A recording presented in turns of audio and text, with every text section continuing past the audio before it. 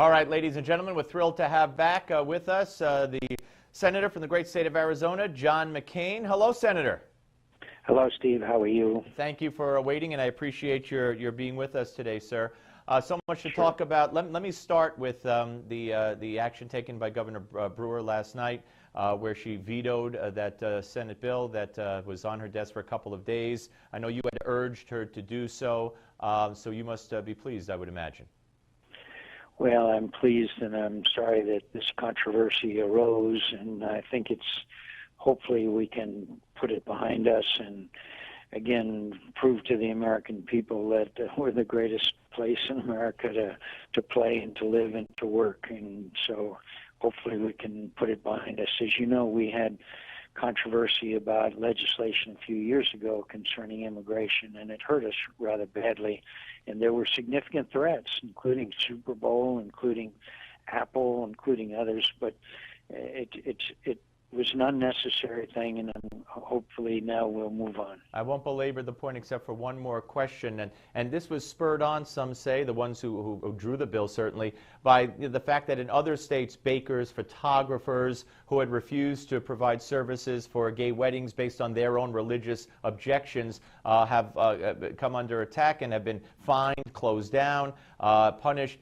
Do you believe there should be protections for people who object that, hey, I don't want my business involved in a gay wedding, for instance? I think it's very difficult to ascertain that kind of thing. In other words, suppose that someone is divorced and it is your religious belief that someone should never be divorced, the sanctity of marriage. Does that mean that, therefore, that if you own a store and they come in and want to shop there, that they cannot be allowed to do so? I think that there are protections for people's religious beliefs that we have to be aware of, but at the same time, I think we also have to be sure that we are not discriminatory. And I know those who supported this legislation will argue that, and I think there's probably some validity to it. But the way that it was received throughout the community, including the entire business community, was that this was not something that was necessary. I think our governor stated it very well when she exercised the veto.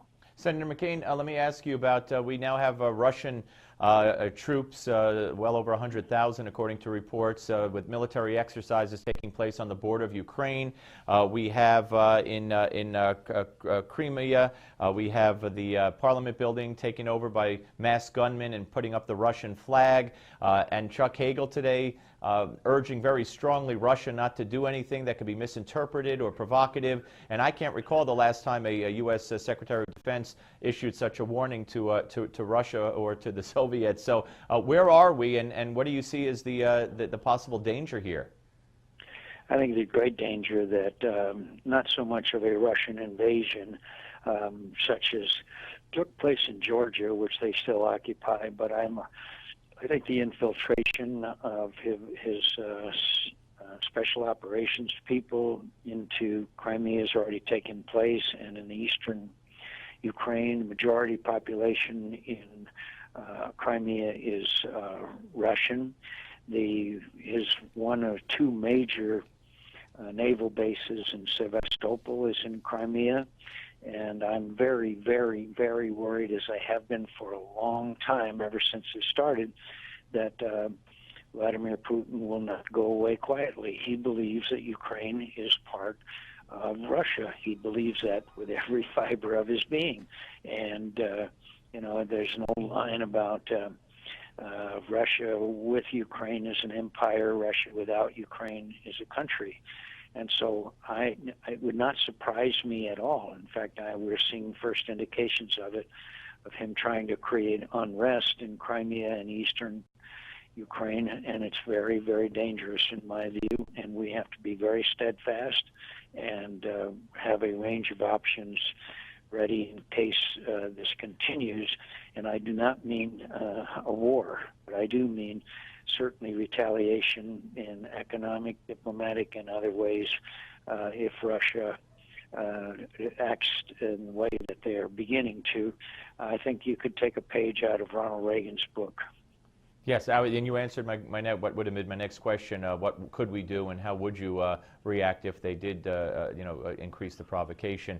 And I think you did answer the question. Let me ask you also about the Russian warship in the port in Havana. I mean, is this just Putin being Putin, or is this something that we should not just take lightly? Oh, I think it's Putin being Putin. I think he. Look, we must understand who Vladimir Putin is. He's an old KGB apparatchik colonel. He came on the scene when Russia was in great disarray and there was a lot of corruption and a lot of disorder, and he brought order to Russia. And he now has the ambitions of restoring the old Russian Empire. And look, for a guy that's governing a nation with the difficulties that he has, 13th largest economy, he has now successfully reinserted himself into the Middle East. He has played a big role on the world stage, far in excess of the actual strength of this country, which, by the way, is in every way is in decline, whether it be demographics or whether it be average age span or anything else. It's propped up with a kleptocracy of oil people and oligarchs, such was in Ukraine. And by the way, I heard that Boris Nemtsov, who was a former prime minister and one of the leaders of the opposition, was arrested today. I have not had that confirmed, but if it's true, it's another one of the moves that should not be unexpected after Sochi. Yeah. All right. Let me ask you something domestically here, sir. Yesterday, Harry Reid took to the floor of the Senate, and he made this comment about the horror stories we're hearing over Obamacare. Despite all that good news, there's plenty of horror stories being told. All of them are untrue, but they're being told all over America.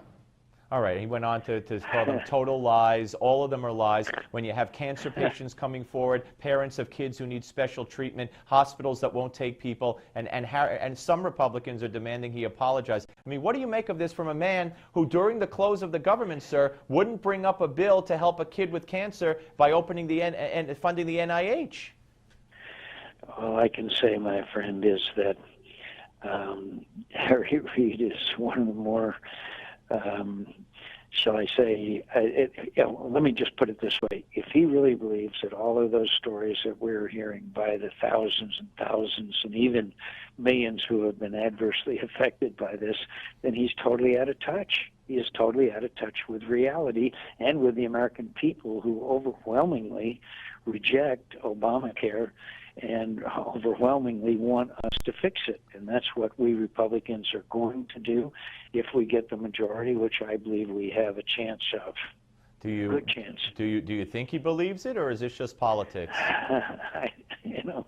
It's hard for me to read his mind, but it's such a bizarre statement that you wonder, out in that part of the country there's been a lot of legalization of certain substances. I don't know. Do you think he's smoking pot? No. All right, listen. No, but I'm sure he hasn't been. But I do not. It's impossible to explain away a statement like that. Gotcha, yeah. Senator. Always a pleasure, sir. Thank you very much for being generous with your time, sir. I'm always glad to be with you, Steve. Thank you. That's Senator John McCain, ladies and gentlemen, here on the Steve Malzberg Show. You got to love that, don't you? You got to love that. Now, the president is announcing the Brothers Keeper program. And I'm telling you, in the interview with Obama's half-brother, Mark, later in the show, we address this. And we address why Obama doesn't take care of his own family, why he's not his own brother's keeper. It's priceless, the timing. On the Steve Malzberg Show, Newsmax Television. The Steve Malzberg Show.